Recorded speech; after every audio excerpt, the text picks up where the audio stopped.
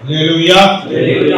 Okay, இந்த இடத்துல பேதுரு ஏற்கனவே 4 அதிகாரம் எழுதிட்டார். ஆனா மறுபடியும் அவர் தன்னை அறிமுகப்படுத்துறார். என்னன்னு அறிமுகப்படுத்துறாரு? சபையார் பொதுவாக சிதறி இருக்கிற எல்லா கிறிஸ்தவர்களுக்கு, குறிப்பா எபிரேய விசுவாசிகளுக்காக எழுதுறவர் என்ன சொல்றாரு? உங்களில் உள்ள மூப்பருக்கு உடன் மூப்பன். உங்களில் உள்ள மூப்பருக்கு அவரே நமக்கு கோபர்க்கராமா. யாரு? வானத்தையும் பூமியையும் உண்டாக்கின சர்வ வல்லமையுள்ள தேவனே நமக்கு என்னவா இருக்கிறாரு? கூட பணிபுரியறவரா இருக்கிறார் இல்லையா? உடன் வேலையாளா இருக்கிறார்.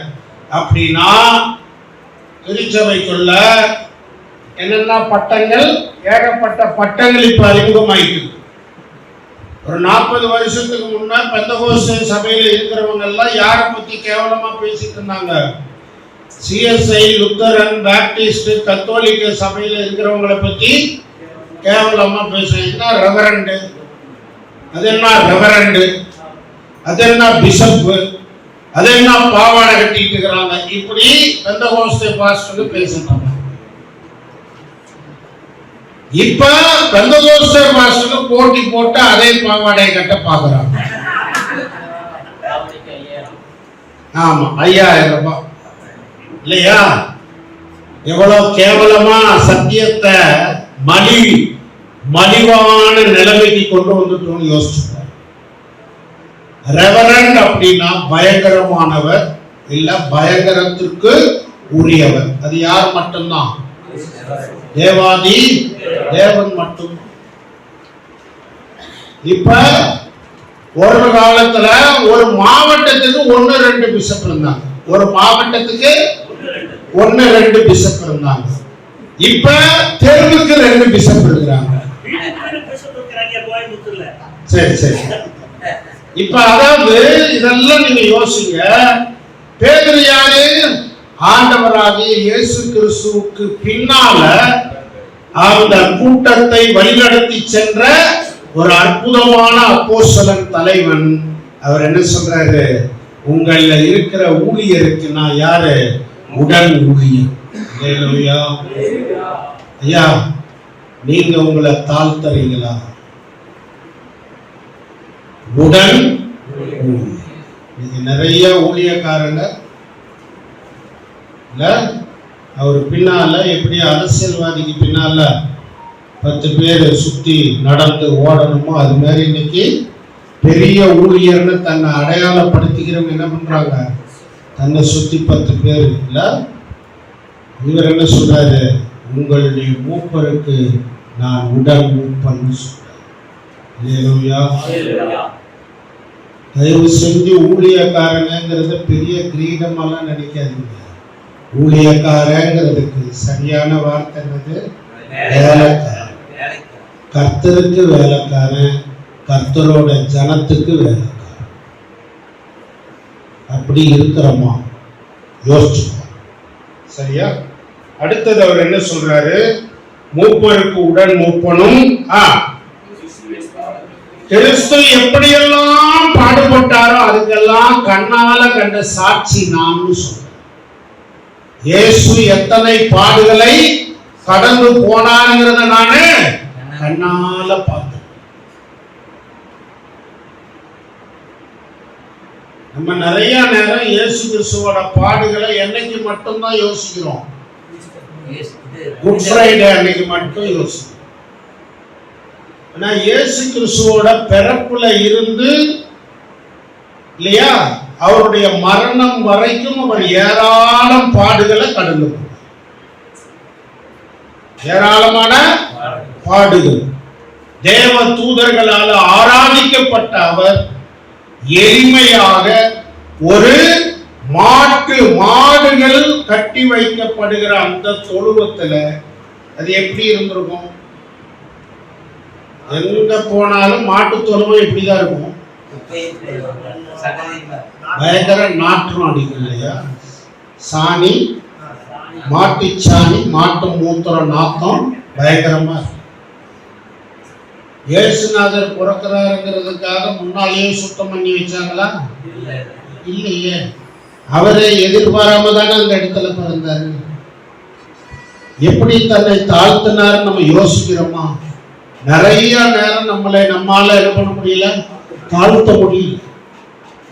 we have problem of ego. நமக்குள்ள ஒரு பயங்கரமான சுயம் இல்லைன்னா நான் என்கிற அகம்பாவம் நம்மை அடிக்கடி ஆளுகை செய்கிறது. அது பிசாசுடைய மிகப்பெரிய வஞ்சகம், மிகப்பெரிய தந்தம்.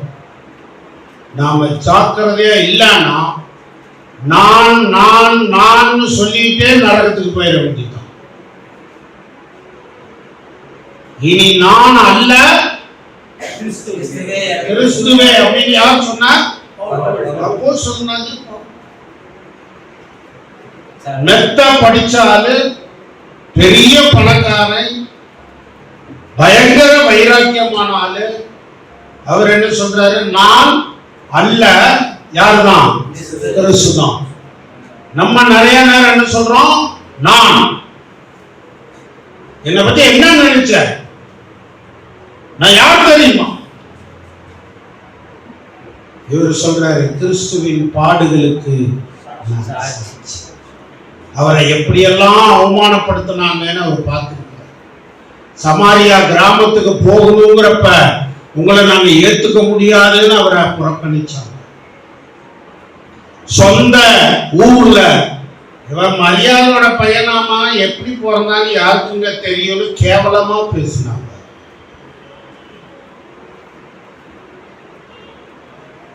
அந்த வார்த்தைகளை கிட்டத்தட்ட சிலுவைக்கு போற வரைக்கும் அவர் என்ன பண்ணாரு?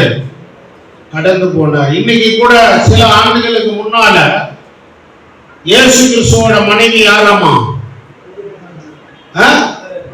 மகதலேனா மரியாள்னு ஒரு சினிமா எடுத்திருக்கோம், இங்கிலீஷ் இல்லையா?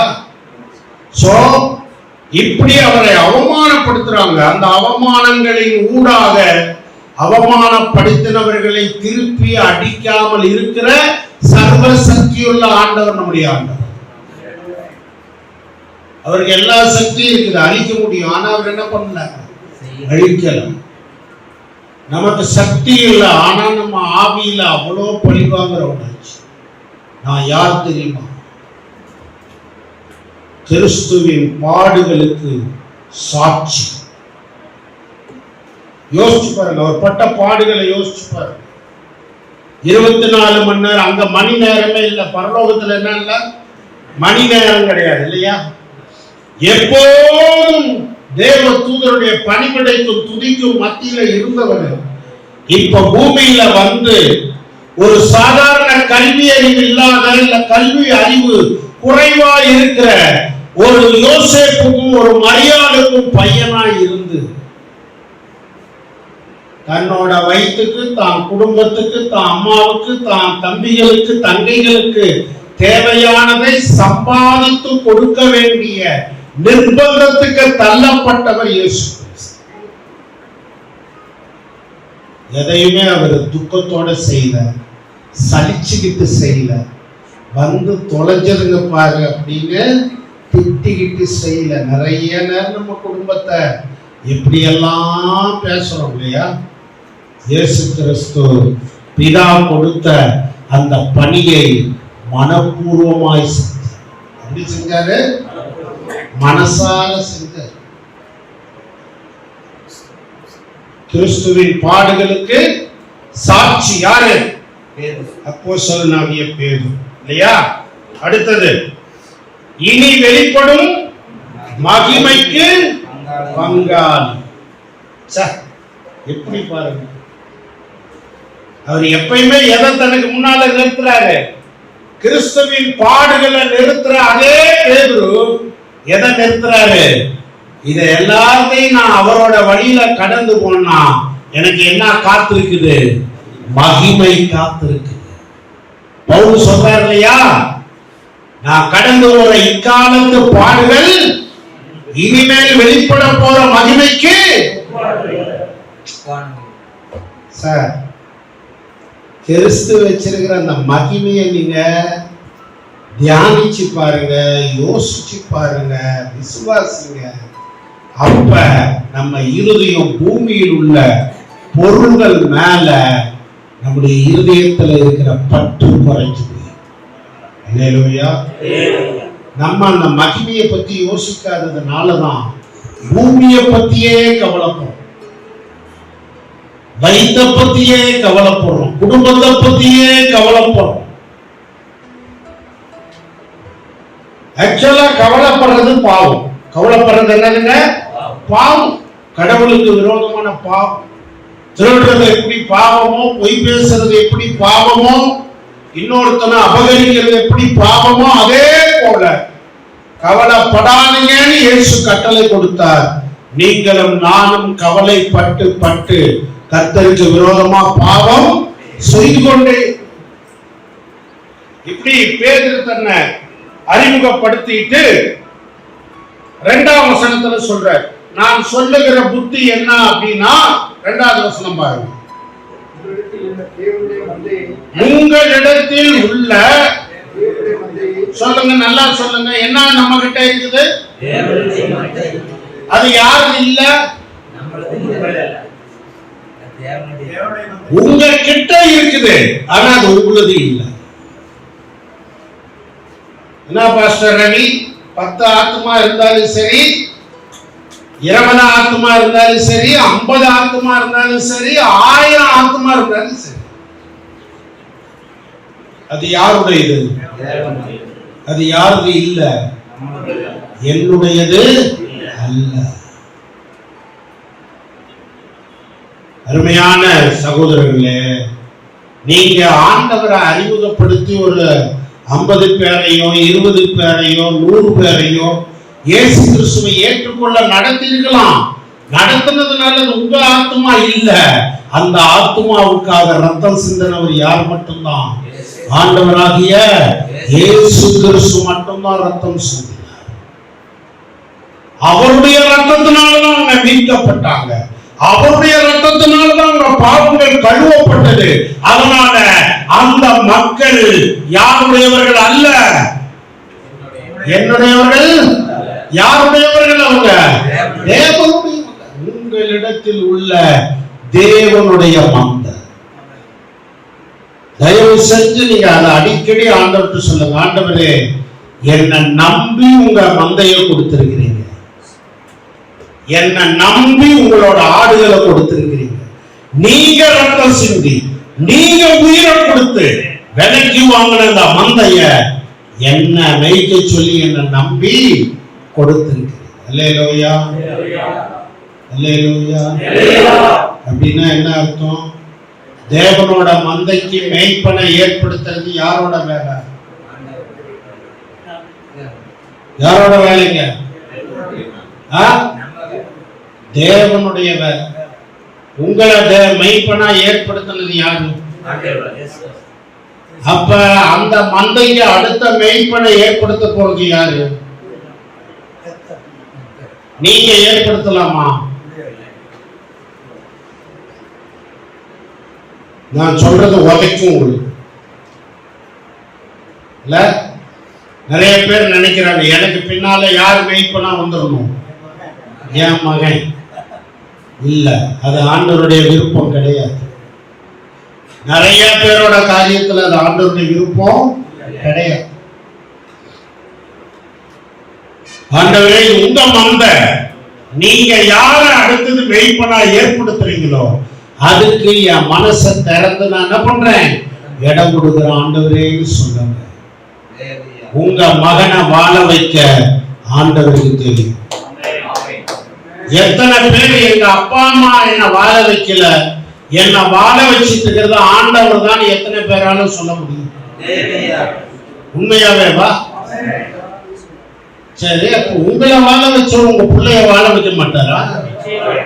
அப்புறம் நீங்க எதுக்குங்க ஓடி ஓடி கஷ்டப்படுறீங்க உங்க பிள்ளைய வாழ வைக்க?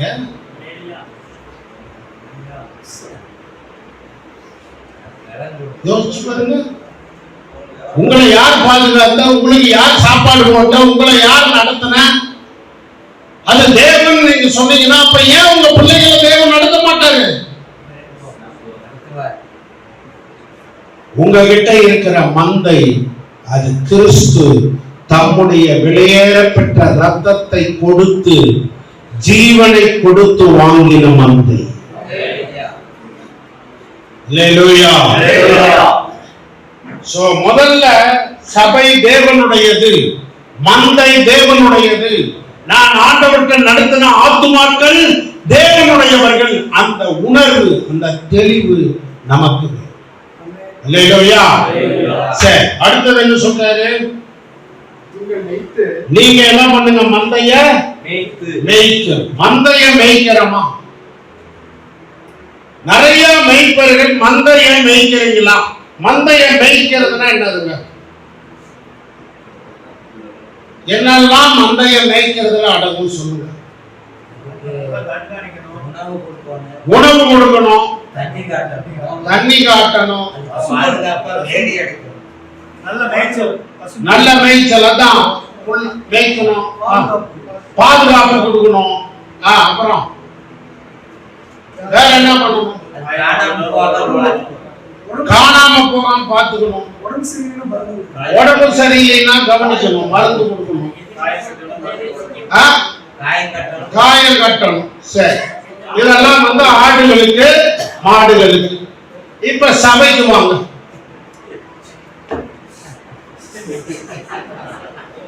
ஆடு மேய்க்கிற மேய்ப்பன் அவனோட முக்கியமான வேலை, ஆடுகளை மேய்க்கிறவன் டெய்லி என்ன செய்வோம்? ஆடு மேய்க்கிறவன் டெய்லி என்ன செய்வோம்?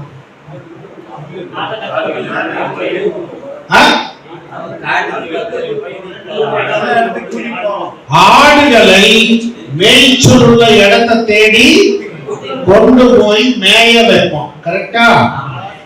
மேய வைப்பானா இல்ல காய வைப்பானா?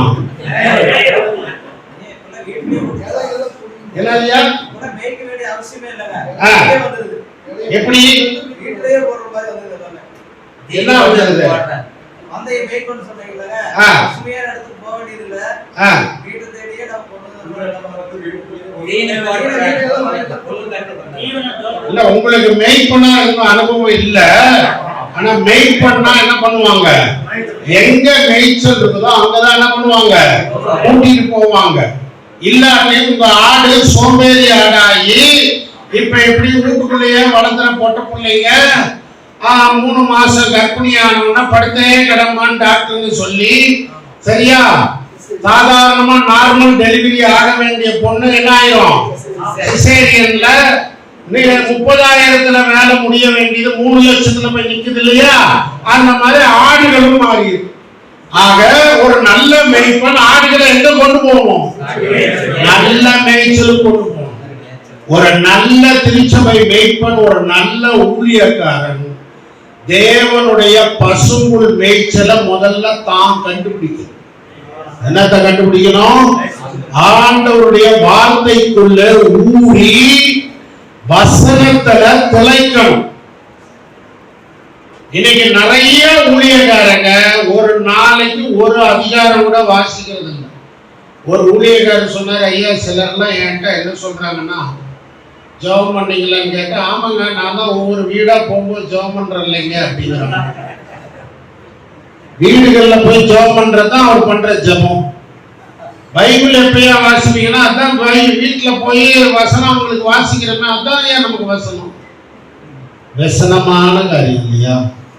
மேய்ச்சல் முதல்ல மேய்ப்பன் கண்டடைந்தால் திருச்சபைக்கு நல்ல மேய்ச்சலுக்குள்ள நடத்தும். அப்படின்னா குறைந்தபட்சம் வாரத்துல 2ல இருந்து 3 நாள் நீங்கள் ஞாயிற்றுக்கிழமைக்குரிய பிரசங்கத்துக்கு, ஜனத்துக்கு கொடுக்கிற வேத வார்த்தைக்கு உங்களை நீங்கள் வருத்தி காத்திருக்கிறது ரொம்ப அவசியம். நீங்க மக்களுக்கு ஞாயிற்றுக்கிழமை கொடுக்கிற பிரசங்கத்துக்கு 1/2 மணி நேரத்துல 3/4 மணி நேரத்துல யூடியூப்ல இருந்து செய்தி எடுத்தீங்கன்னா உங்க விசுவாசி யூடியூப் மாதிரி உங்க சேனலை விட்டு வேற சேனலுக்கு மாறிடுவாங்க.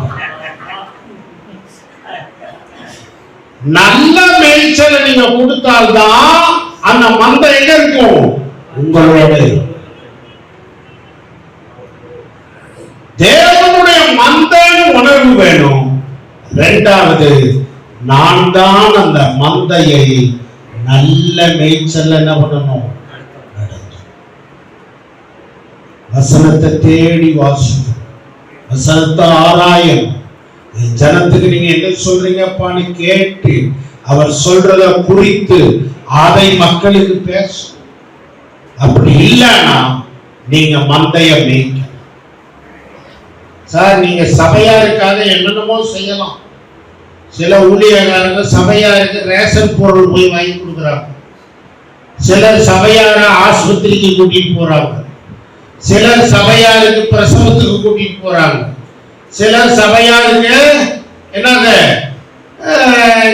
இன்டர்நெட்ல உட்காந்து பஸ் டிக்கெட்டு, என்னது கரண்ட் பில்லு இதெல்லாம் கட்டி கொடுக்குறாங்க. பொண்ணு பாக்குறாங்க, பொண்ணு மாப்பிள்ள பாக்குறாங்க. இதெல்லாத்துக்கும் ஆள் இருக்குதுயா. எல்லாத்துக்கும் யாரு இருக்கிற?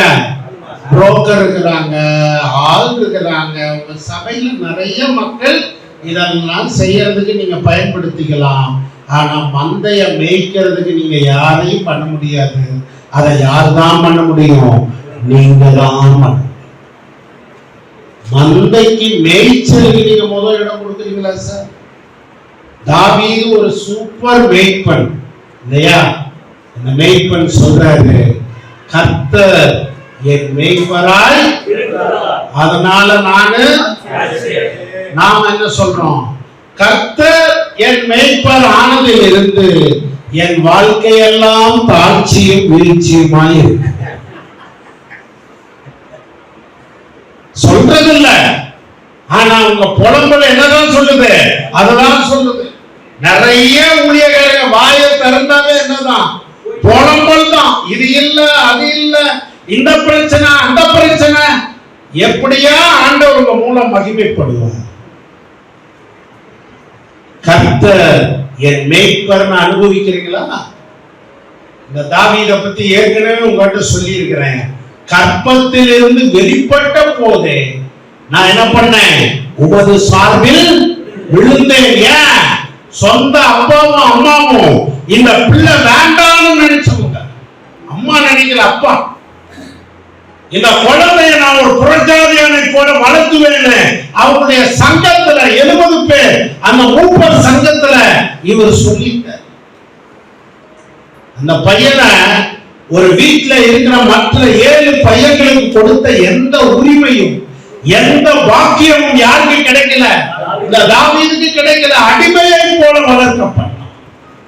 ஆனால் இந்த தாவீது வனாந்தரத்துல அவங்க அப்பா ஆடு மேய்க்க அவனை எங்க அனுப்புவாராம்?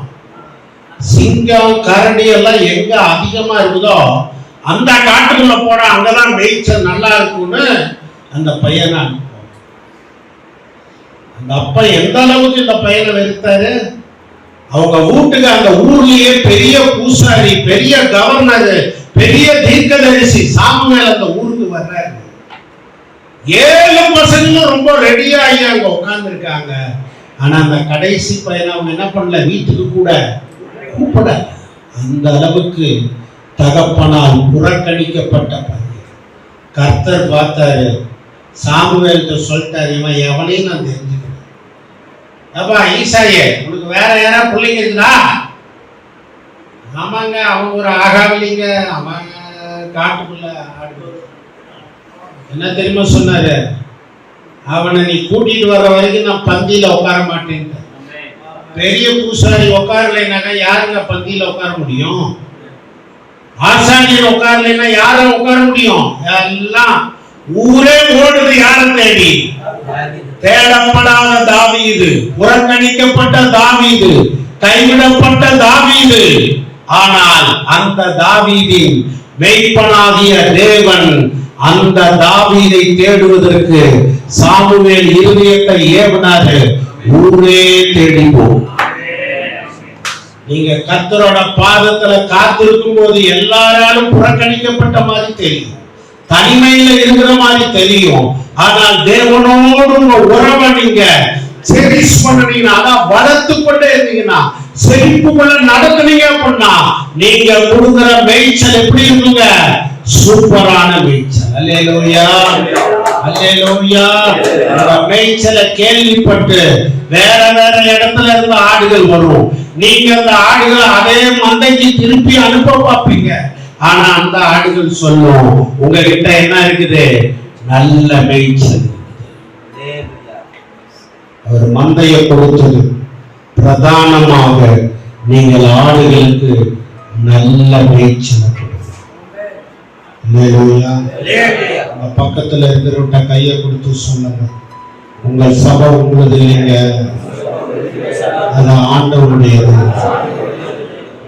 உங்ககிட்ட இருக்கிற ஆத்மாக்கள் உங்களுடையது இல்லை. பக்கத்துல இருக்கிறவங்க பார்த்து சொல்லுங்க, கையை கொடுத்து சொல்லுங்க, அது ஆண்டவரோடது. உங்க மந்தைக்கு ஆடுகளுக்கு மேய்ச்சல் கொடுக்க எத்தனை நாள் தேடுறீங்க? எத்தனை நாள் மேய்ச்சலை கண்டடைறீங்க? பெரிய நீங்க நிறைய சபை மேய்ப்பர்கள் ஆண்டவருடைய பாதத்துல தன் மந்தைக்காக மேய்ச்சலுக்காக காத்திருக்கிறது இல்லை.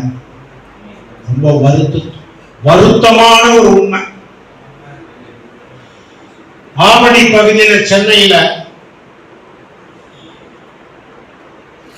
ஏசிய சபை இருக்கு இல்லையா,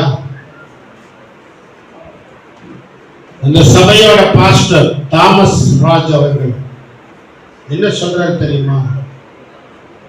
சபை 2 பேர் 3 பேர்ல அவர் ஆரம்பிச்ச 50-60 வருஷத்துக்கு முன்ன ஆரம்பிச்ச அந்த நாட்கள்ல இருந்து வாரத்துக்கு 3 நாள் உபவாசம் இருந்து அந்த வாரத்துக்கு மக்களுக்கு கொடுக்க வேண்டிய மேய்ச்சலுக்காக என்ன பண்ணுவாராம்? ஜெபம் பண்ணி வசனத்தை வாசி, வசனத்தை தேடி கர்த்தர் கொடுக்கிற சிந்தைகளை குறிச்சு 3 நாள் ஆயத்தம் படுத்துவார். எத்தனை நாள்?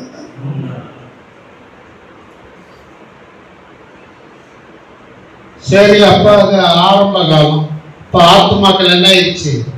பெருகிடுச்சு. இப்ப இன்றும் அதே, அதான் அவர் மரிக்கிற வரைக்கும் அதே நடைமுறைய, அவர் பிரசன்னம் கொடுக்க வேண்டிய வாரங்கள் எல்லாம் அதேதான். அவர் சொல்றாரு, நான் என் சபையை விட்டுட்டு என் மந்தையை விட்டுட்டு எங்கேயுமே நான் என்ன பண்ணதுங்க. ஊழியத்துக்கு எத்தனையோ நாடுகள்ல கூப்பிட்டாங்க, ஆனா நான் பெரும்பாலும் வரமாட்டேன்னு சொல்லிட்டேன். அப்படி போனா ஞாயிற்றுக்கிழமை என் பிரசங்கத்தை முடிச்சுட்டு மக்களை சந்திச்சுட்டு தான் கிளம்புவேன். அடுத்த சனிக்கிழமைக்குள்ள நான் என்ன பண்ணிடுவேன்? வந்து மந்தையை நேசிக்கிறீங்களா? மந்தைக்காக மேய்ச்சலுக்கு காத்திருக்கிறீங்களா? உங்கள் கையில கொடுக்கப்பட்ட ஆடுகள் கர்த்தருடையதுங்கிற உணர்வோட நடுக்கத்தோட ஆயத்தப்படுத்துறோமா? தேவன் நம்மை பார்த்து கேட்கிறார். சரிங்களா? அடுத்தது அதே வசனத்துக்கு போங்க. 2வது வசனம். எப்படி இல்ல? கட்டாயமாக நாங்க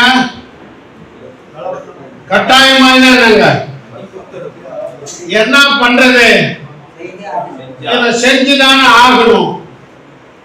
இன்னொரு வார்த்தையில சொன்னா கடமைக்காக அல்ல, செய்ய வேண்டி இருக்குதுங்கிறதுக்காக அல்ல. எப்படி செய்யுங்க? மனப்பூர்வமாய். மேய்ச்சலை தேடும் போது எப்படி தேடுங்க? மனப்பூர்வமா தேடுங்க, ஆசையா தேடுங்க. அது ஆண்டவர் பார்த்துட்டே இருப்ப. நீ எவ்வளவு ஆசையா உனக்கு கொடுத்த மந்தைக்கு நீ மேய்ச்சலை தேடுன்னு பார்ப்ப. ஒரு காலம் வரும், நீங்கள் தேடி தேடி போன காலம் மாறி நீங்க தேடாமையே ஆத்துமாக்கள் உங்களை தேடி வரும்படி. அல்லேலூயா. அப்ப மனப்பூர்வமா ஆசையோடு வாஞ்சையோடு அந்த ஆத்துமாக்களை நீங்க மேய்க்கிறீங்களா? கட்டாயத்துக்காக அல்ல, மனப்பூர்வமா. அடுத்தது என்ன சொல்றாருங்க? பணம் என்ன கிடைக்கும்னு பார்த்து எவ்வளவு காணிக்க கொடுப்பாங்கிறத பொறுத்து அல்ல. அல்லேலூயா. இந்த ஆளுங்க காணிக்கையே கொடுக்கறது இல்லை, இதுங்களுக்கு போய் எதுக்கு உட்காந்துட்டு இதுங்களுக்கு என்னத்த போய் மேய்ச்சலை கொடுத்துக்கிட்டு அப்படின்னு நினைக்கிறீங்களா? அல்லது உற்சாக மனதோடு அவங்களுக்கு நல்ல மேய்ச்சலை கொடுத்துருக்கீங்களா? ரொம்ப முக்கியம். இந்த வயது மூத்த ஊழியராக இந்த பேதுரு இயேசுவோடு கூட இருந்து எத்தனையோ திருச்சபைகளை நாட்டுவதற்கு காரணமா இருந்த இந்த பேதுரு, சபைகளுக்குள்ள எத்தனையோ பிரச்சனைகளை சரி பண்ணின இந்த பேதுரு, அவருடைய மரணம் நெருங்குகிற அந்த வயதான நாட்கள்ல எழுதின இந்த நிருபத்துல மேய்ப்பர்களுக்கு ரொம்ப அருமையான ஆலோசனை.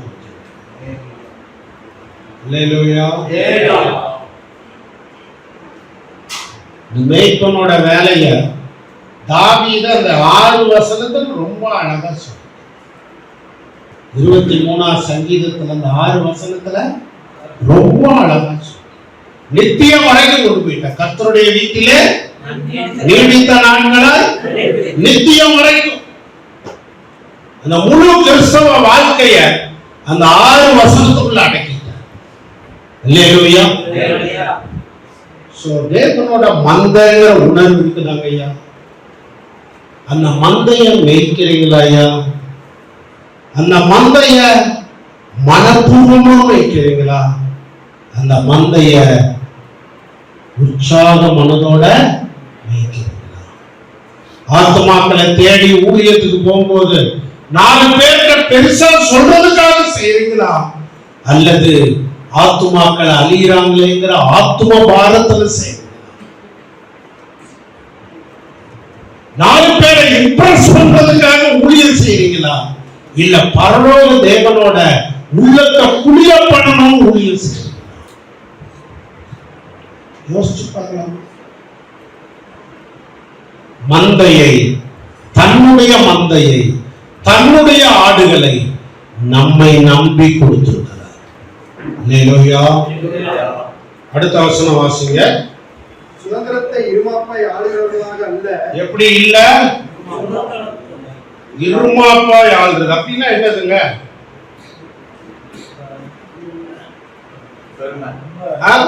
பெருமை, செருக்கு. செருக்கு இன்னொரு வார்த்தை பெருமை. திமிரு, ஆணவம். சபை மேய்ப்பர்களுக்கு இருந்து சொல்லுங்க, எப்படி இது நடக்குதுன்னு சொல்லுங்க பாருங்க. இருமாப்பாய் சபை மேய்ப்பர்கள் ஆள்றாங்களா? கவனம் இல்ல. இங்க என்ன சொல்லுது? இருமாப்புனாவே பெருமைதான் இல்லையா? அப்ப இருமாப்புனா என்னது? ஓனர். ஓனர் ஆடுக. அந்த சபைக்கு நான் தான் ஓனர். நான் சொல்றத நீ திருப்பி பேச, நான் சொல்றத அதுக்குதான் நீ இருக்கிற. இருமாப்பாய் ஆடு, வேட்டிமையோட ஆடு. நான் சொல்றத நீ கேளுங்கிற அந்த அதிகார போக்கு, அராஜகம். இன்னைக்கு எத்தனை சபைகள்ல யோசிச்சு பாருங்க. இருமாப்பாய் ஆளுகிறவர்களாய் அல்ல, மாதிரிகளாக கண்காணிப்பு, முன்மாதிரியா வாழ. அதனாலதான் இயேசு சொன்னாரு, மனுஷகுமாரன் வேலை வாங்கும்படி வராமல் வேலை செய்யவும். வேலை வாங்க வரல, வேலை செய்யவும், அநேகருக்காக தன் ஜீவனை கொடுக்கவும் வந்தார். ஐயா, நம்ம மந்தைக்காக ஜீவனை கொடுக்குறீங்களா? நம்ம மந்தைக்காக அல்றீங்களா?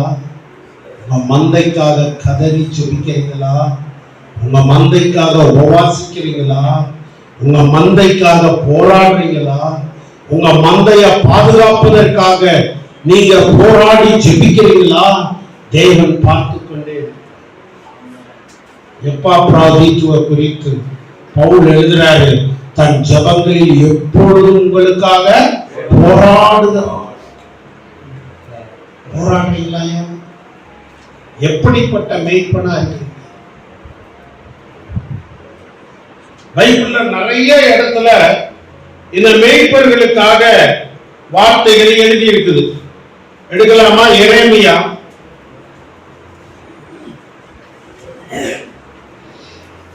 23ஆம் அதிகாரம் எடுங்க. 1ஆம் வசனத்துல இருந்து வாசிங்க. எரேமியா 23. என் மேய்ச்சலின் ஆடுகளை கெடுத்து சிதறடிக்கிற மேய்ப்பர்களுக்கு ஐயோ. மேய்ப்பர்களுக்கு கேடு வருகிறது. ஐயோனா என்னது? அழிவு வருகிறது. என் ஆடுகளை கெடுத்து அவங்களுக்கு மேய்ச்சல் கொடுக்காம. இஸ்ரவேலின் தேவனாகிய கர்த்தர் தமது ஜனத்தை மேய்க்கிற மேய்ப்பர்களுக்கு விரோதமாக சொல்லுகிறது என்னவென்றால், நீங்கள் இந்த ஆடுகளை பராமரியாமல் அவைகளை சிதறடித்து அவைகளை துரத்தி விட்டீர்கள். இதோ நான் உங்கள் பேரில் உங்கள் செய்கையின் பொல்லாப்பு கேட்க தண்டனையை உங்கள் மேல் வருவிப்பேன் என்று கர்த்தர் சொல்லுகிறார். நான் என் ஆடுகளில் மீதியாக இருப்பவர்களை துரத்தி இருந்த எல்லா தேசங்களிலிருந்து சேர்த்து அவைகளை திரும்ப அவைகளின் தொழுவங்களுக்கு கொண்டு வருவேன். அப்பொழுது அவைகள் பழகி பெருகும். அவைகளை மேய்க்காதவர்களையும் மேய்க்கத்தக்கவர்களையும் அவைகள் மேல் ஏற்படுத்துவேன். இனி அவைகள் பயப்படுவதும் இல்லை, கலங்குவதும் இல்லை, காணாமல் போவதும் இல்லை என்று கர்த்தர் சொல்கிறார். தேங்க்யூ. பாருங்க, ஆண்டவர் மேய்ப்பர்கள் தங்க பணியில தவறும் போது எவ்வளவு பெரிய கோபம் உள்ளவரா இருக்கிறார். அதே போல எசேக்கியேல் 34 எடுங்க. எசேக்கியேல் 34ஆம் அதிகாரம்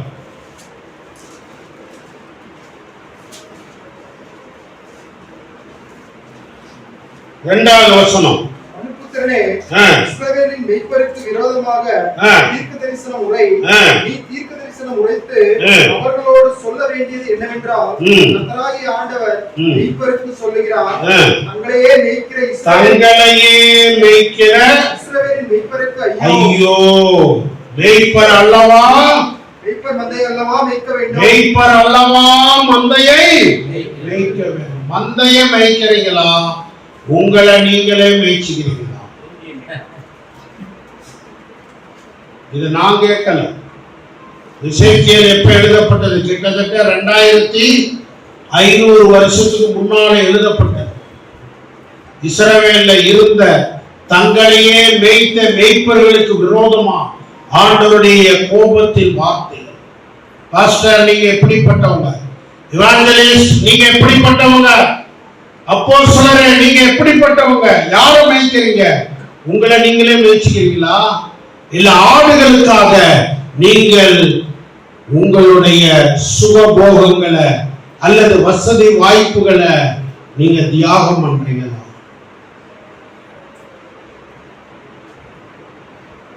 மூணாம் வசனம் வாசிங்க. நீங்கள் நெய்யை சாப்பிட்டு ஆட்டு மயிரை உடுப்பாக்கிக் கொள்கிறீர்கள், கொழுத்ததை அடிக்கிறீர்கள், மந்தையோ மேய்க்காமல் போகிறீர்கள். நீங்கள் பலவீனமானவர்களை பலப்படுத்தாமலும் நசல் கொண்டவைகளை குணமாக்காமலும் எலும்பு முறிந்தவைகளை காயங்கட்டாமலும் புறத்துண்டவைகளை திருப்பி கொண்டு வராமலும் காணாமற் போனவைகளை தேடாமலும் போய்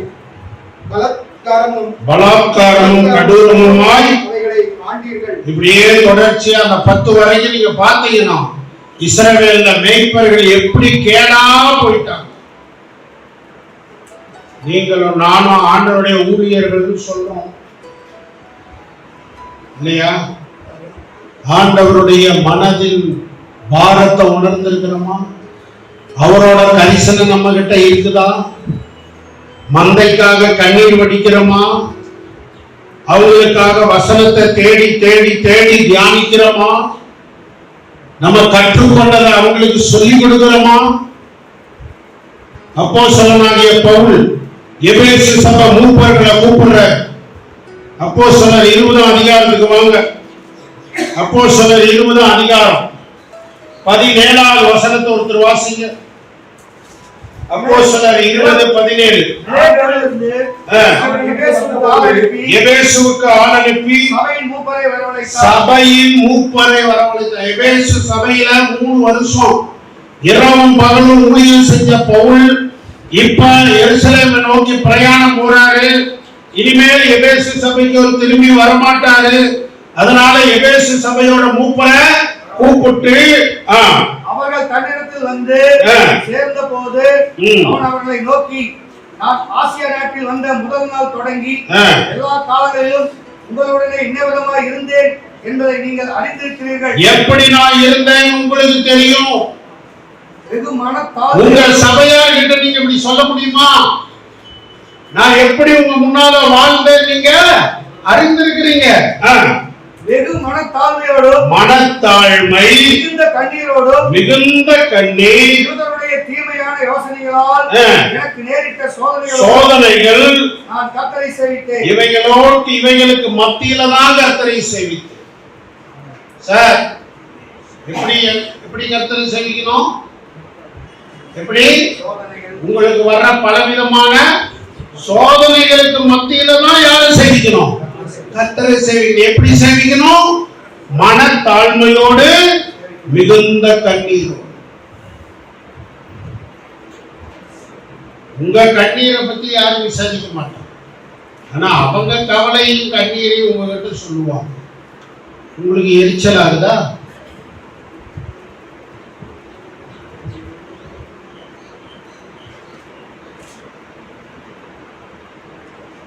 அவங்க கிட்ட உங்களை தாழ்த்தணும்னு ஆண்டவர் சொல்லுவாங்க. என்னன்னு தாழ்த்துன்னு எவ்வளவு நாள் இங்க தாழ்த்துறது? இப்பதான் இவ்வளவு நாள் தாழ்த்துங்க, இனிமேலாவது கொஞ்ச நாளைக்கு வெகு மனத்தாழ்மையோடு. பிலிப்பியர் 2ல பவுல் எழுதுறாரு, என்ன சொல்றாரு? சிலுவையின் மரண பரியந்தம் கீழ்ப்படிந்தவராகி தம்மை தாமே தாழ்த்தினார். எது வரைக்கும்? மரணம் வரைக்கும். கஷ்டமா தான் தெரியும். ஆனா நீங்க கர்த்தரோட மெய்ப்பர்களா இருந்தா அதை நம்ம செய்யணும். அடுத்த வசனம் பாருங்க, 20ஆம் வசனம். பிரயோஜனமானவைகளில் ஒன்றையும் மறைத்து வைக்காமல் வீடுகள் தோறும் பிரசங்கித்து உபதேசம். நல்லா கவனிங்க. எப்படி? வீடுகள் தோறும் என்ன பண்ணாராம்? பிரசங்கமும் பண்ணாரு, உபதேசம் டீச்சிங்கும் பண்ணாரு. இன்னைக்கு நிறைய பேர் நாம வீடு சந்திக்க போனா என்ன பண்றோம்? வந்த கதை போன கதை எல்லாம் பேசிட்டு, வந்த கதை போன கதை தேரா கதை ஊரு கதை எல்லாத்தையும் பேசிட்டு, சரிம்மா ஜோம் பண்ணலாமா அப்படின்னு எந்திரிச்சு பாட்டின பாட்டையே ஒன்று எதையோ ஒன்று பாடி போட்டு ஒரு ஜபத்தை பண்ணி தோத்திரமா வரணுமா அப்படின்னு சொன்ன உடனே அந்த அம்மா ஒரு காணிக்கையை பைபிள் மேல வச்சு கொடுத்தா தோத்திரம் பண்ணிட்டு கிளம்பியது. இவர் என்ன சொல்றாரு? வீடுகள் தோறும் என்ன பண்ணாராம்? சுவிசேஷத்தை பிரசங்கம் பண்ண. சார், வீடுகளுக்கு போகும்போது நீங்க பிரசங்கம் பண்ணணும்னு போறீங்களா? வசனத்தை கத்து கொடுக்கணும்னு போறீங்களா? ஒரு மாசத்துக்கு ஒரு வசன பகுதியை கொண்டு போய் நீங்க சந்திக்கிற எல்லா வீடுகள்லயும் அதை பத்தி என்ன பண்ணுங்க? உபதேசம் பண்ணுங்க, கத்து கொடுங்க. ஒவ்வொரு வீட்டுக்கும் ஒவ்வொரு வேத பகுதி நீங்க ஆயத்தப்படுத்த வேணாம். ஒரு மாசம் ஃபுல்லா என்ன பண்ணுங்க? ஒரு வேத பகுதி எடுங்க, அதை டீச் பண்ணுங்க. ஜனங்க 10 நிமிஷம் டீச் பண்ணுங்க, 15 நிமிஷம் டீச் பண்ணுங்க, போதீங்க ஜனங்களுக்கு. வீடுகள் ஒரு வீட்டுல எத்தனை பேர் இருப்பாங்க?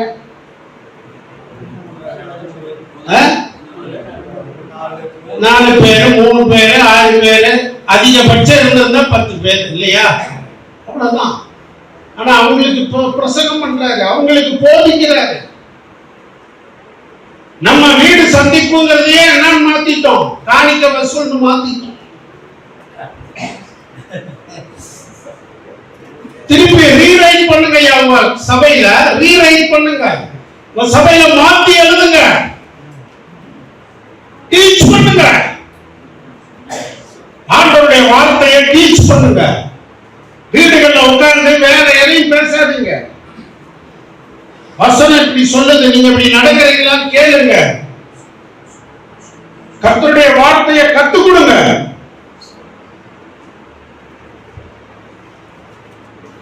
சொன்னாங்க பவுல் ரொம்ப அருமையா தன்னுடைய அனுபவத்தை சொல்ற, பிரசங்கித்து உபதேசம் பண்ணி 21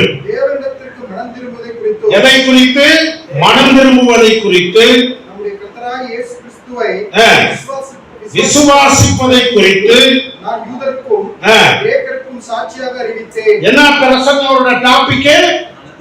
மனம் திரும்புதல், விசுவாசித்தல். இத வீடுகள் தோறும் பேசுறேன்.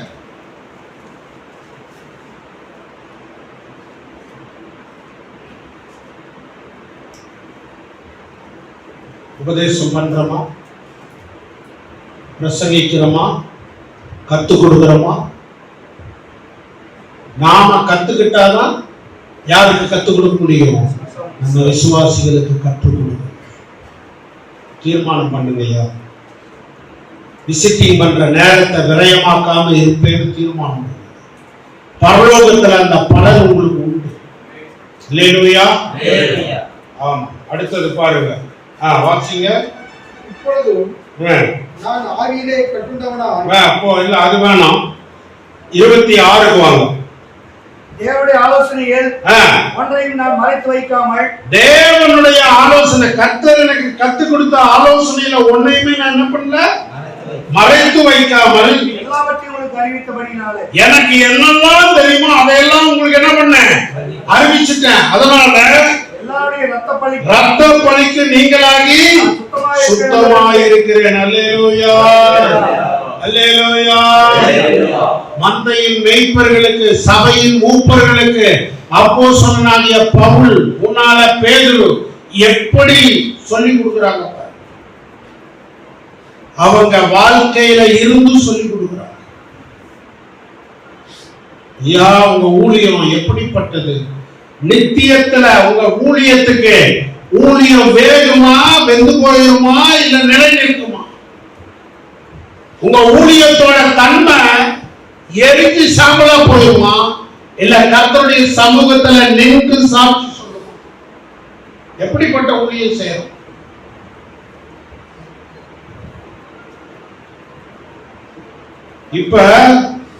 இப்படியெல்லாம் நான் செஞ்சேன்னு சொன்னார் பவுல். இப்ப அவங்களை எச்சரிக்கிறார். 27ஆம் வசனம் பாருங்க. 28. உங்களை குறித்தும் பாருங்க. பேதுரு என்ன சொன்னாரு? உங்களிடத்தில் உள்ள தேவனுடைய மந்தை. இங்க பவுல் என்ன சொல்றாரு? உங்களை குறித்தும் தேவன் தம்முடைய சுய ரத்தத்தினாலே சம்பாதித்துக் கொண்ட தமது சபையை. சபை யாரு? தேவனோட. எப்படி சம்பாதிச்சாரு? அவரோட ரத்தத்தினால சம்பாதிச்சாரு. சபை என்னதுன்னு சொல்லிருந்தீங்கன்னா பாவரிக்க பண்ணிருக்கு. தரிசனம் என்னதுன்னு சொல்லிருந்தீங்கன்னா பாவரிக்க பண்ணுங்க. அது யார் கொடுத்தது? தேவன் கொடுத்தது. அது தேவனுடையது. சுய ரத்தத்தினாலே சம்பாதித்த சபையை மேய்க்க யார் உங்களை கண்காணிகளா வச்சது? பரிசுத்தார். உங்களை மேய்ப்பரா ஏற்படுத்தினவர் யாருங்க? உங்க மேய்ப்பர் பணியில எந்த பிரச்சனை வந்தாலும் நீங்க யாருக்கிட்ட போய் கேட்கணும்? பால் பிரமாணம் வந்து கேட்டா பதில் கிடைக்குமா? உங்களை மந்தைக்கு மேய்ப்பரா ஏற்படுத்தினவர் யாரு? பரிசுத்த ஆவியானவர். அவர்கிட்ட போய் கேளுங்க. அவர்கிட்ட முட்டியால நில்லுங்க. ஆண்டவரே, இந்த மந்தை இது என்ன ரொம்ப கடிக்குதாண்டவரே, இது ரொம்ப என்ன உதைக்குதாண்டவரே, இது ரொம்ப என்ன முட்டுதாண்டவரே. அவர்கிட்ட போங்க. அவர் சொல்லி கொடுப்பாரு எங்க பிடிச்சா இதை அடக்கலாம். அல்லேலூயா. எந்த வார்த்தையை கொடுத்தா அந்த ஆடு தேவ ஆளுகைக்கு கீழே வருங்கிறத சொல்லி கொடுத்துருவாரு. அல்லேலூயா. அதனால என்ன சொல்றாரு? அந்த மந்தையை குறித்து எப்படி இருங்க? எச்சரிக்கையா இருங்கள். நான் போன பின்பு கொடிதான ஓநாய்கள் வரும். அதனால நீங்க என்ன பண்ணுங்க? நான் உங்களுக்கு என்னெல்லாம் சொல்லிட்டு வந்தனோ அதை நினைத்து விழித்திருங்கள். 31ஆம் வசனம். அல்லேலூயா. பக்கத்துல இருக்கிறவங்க சொல்லுங்க, சபை. பக்கத்துல இருக்கிறவங்க கையை கொடுங்க, அவங்க முகத்தை பாருங்க, அவங்க கிட்ட சொல்லுங்க, சபை கர்த்தருடைய தன்னோட ரத்தத்தினால அவர் விலைக்கு வாங்கியிருக்கிறாரு. அது உங்களுக்கு இல்ல. உங்க வயிற்றுக்கு தேவை என்னமோ அது அவரே தருவாரு. விசுவாசிக்கிட்ட தேடாதீங்க. விசுவாசிங்க விச ஊசி போட்டுருவாங்க.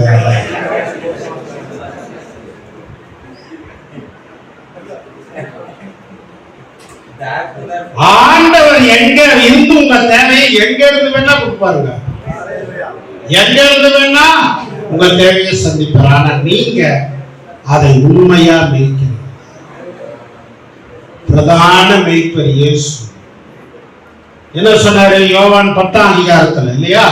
அதான் நம்ம எல்லாருக்கும் தெரிந்த ஒரு வசன பகுதி, மேய்ப்பனை பத்திய வசன பகுதி.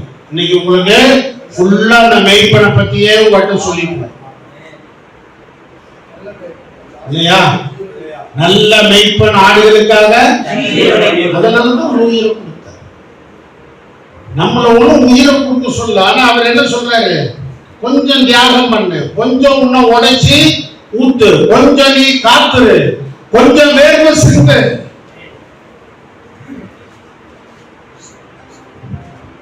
ஆடுகள் மேல அன்பு உங்களுக்கு இருக்குதா? கரிசனையோடு உங்க ஆத்துமாக்களுக்காக திறப்புல நிக்கிறீங்களா? இந்த ஒரு பகுதியை பார்த்துட்டு வேகமா முடிச்சிருவோம். யோவான் 10 எடுத்துக்கங்க. யோவான் 10:2 2ஆம் வசனம் பாருங்க. வாசல் வழியாய் பிரவேசிக்கிறவனோ 2ஆம் வசனமா? ஆடுகளின் மேய்ப்பனாய் இருக்கிறான். ஆடுகளோட மேய்ப்பை எந்த வழியா தான் வருமா? காம்பவுண்ட் ஏறி சிலிக்க மாட்டோம். இன்னொரு சபையோட ஆத்மாவை அந்த பாஸ்டருக்கு தெரியாம போய் அவர் வராத நேரத்துல போனீங்கன்னா நீங்க யாரு? காம்பவுண்ட் ஏறி குதிக்கிறார். ஆடுகளின் மேய்ப்பன் எந்த வழியா தான் வருவான்? வாசல் வழியா தான் வருவான். வாசலை காக்கிறவன். ஓகே, அத விடுங்க. அதுக்கு கீழே பாருங்க. ஆடுகள் அவன் சத்தத்துக்கு செவி கொடுக்கிறது. உங்க ஆடுகள் உங்க சத்தத்துக்கு செவி கொடுக்குதா? முதல் கேள்வி. இரண்டாவது, அவன் தன்னுடைய ஆடுகளை கூப்பிட்டு அவைகளை வெளியே நடத்தி கொண்டு போகிறான். ஆடுகளோட பேர் உங்களுக்கு தெரியுமா? இரண்டாவது கேள்வி. பேர் சொல்லி ஜெபம் பண்றீங்களா? அவங்களுக்காக பேர் சொல்லி கூப்பிட்டு பேசுறீங்களா? வெளியே நடத்தி கொண்டு போறீங்களா? அப்படின்னா என்னது? மேய்ச்சலுக்குள்ள நடத்துறீங்களா? அப்புறம் அவன் தன்னுடைய ஆடுகளை வெளியே விட்ட பின்பு அவைகளுக்கு முன்னாக நடந்து போகிறான். நம்ம ஊர்ல தான் ஆடுகளுக்கு பின்னால ஆட்டை துரத்திட்டே போவோம். அந்த ஊர்ல எப்படி? மேய்ப்பன் முன்னால போவான், அவன் பின்னால 100-200 ஆடு என்ன பண்ணும்? அவன் பின்னால போகும் இல்லையா? நீங்க மேய்ப்பனாகி இயேசு பின்னால போனீங்கன்னா ஆடுகள் உங்க பின்னால வரும். நீங்க மேய்ப்பன் பின்னால போகாம அங்கேயும் இங்கேயும் எட்டி பார்த்தீங்கன்னா உங்க ஆடுகளும் அங்கேயும் இங்கேயும் எட்டி பார்க்கும், காணாமையும் போயிடும். சரியா? ரைட். அடுத்தது பாருங்க. ஆடுகள் அவன் சத்தத்தை அறிந்திருக்கிறபடியினால் அவனுக்கு பின் செல்கிறது. மேய்ப்பனாகிய இயேசுவோட சத்தத்தை எப்ப கடைசியா கேட்டீங்க? இயேசு உங்ககிட்ட கடைசியா எப்பங்க பேசினாரு?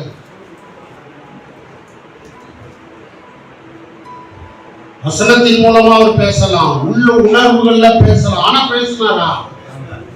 சத்தத்தை கேட்கறீங்களா? ஆடுகள் அவன் சத்தத்தை அறிந்திருக்கிறது. நீங்கள் உங்கள் மேய்ப்பனோட சத்தத்தை அறிந்திருக்கிறீர்களா? அடுத்தது, அந்நியனுடைய சத்தத்தை அறியாதபடியினால் அவைகள் அந்நியனுக்கு பின் செல்லாமல் அவனை விட்டோடி போகும். ஒரு காலம் நீங்க ஆண்டவருக்குள்ள ஆத்மாவை ஆதாயம் பண்ணி அது எங்கேயாவது வேற மந்தையில போய் சேர்ந்திருந்தா கூட நீங்க நல்ல மேய்ச்சல் கொடுக்கிற மேய்ப்பனா இருந்தா, பிரதான மேய்ப்பன் இயேசுவின் சத்தத்தை கேட்கிறவரா இருந்தா, ஓடி போன ஆடுகள் உங்ககிட்டயே மறுபடியும் திரும்ப வரும். அல்லேலூயா, அல்லேலூயா. ஆமா, நீங்க அதை மட்டும் பாத்துங்க. நான் என் மேய்ப்பனோட சத்தத்தை கேட்கிறேனா, நான் நல்ல மேய்ச்சலுக்குள்ள என் மந்தைய நடத்துறேனா, அதை டெஸ்ட் பண்ணிக்கங்க, அதை சரி பண்ணிக்கங்க. அடுத்தது இந்த ஓமையை இயேசு அல்ல, அது வேணாம் விடுங்க, அதுக்கு கீழே வாங்க. இல்ல 10ஆம் வசனமா, திருடன் திருடவும் கொல்லவும் அழிக்கவும் வருவானே அன்றி வேற ஒன்றுக்கும் அவன் வரான். நானும் அவைகளுக்கு ஜீவன் உண்டாயிருக்கவும் அதை பரிபூர்ணப்படவும் வந்தேன். நல்லா கவனிங்க. ஆடுகளுடைய மேய்ப்பனாக இயேசு சொல்றாரு, திருடுறவனும் கொல்றவனும் இருப்பான். திருடனும் கொலகாரனையும் ஆண்டவர் என்ன பண்ணல, நீக்கி போட அவனும் இங்கதான் இருக்கிறான். ஆனா நான் என்ன பண்றேன், ஆடுகளுக்கு ஜீவனை கொடுக்கிறேன். அந்த ஜீவனை என்ன பண்றேன், பரிபூர்ணப்படுத்துறேன். அல்லேலூயா.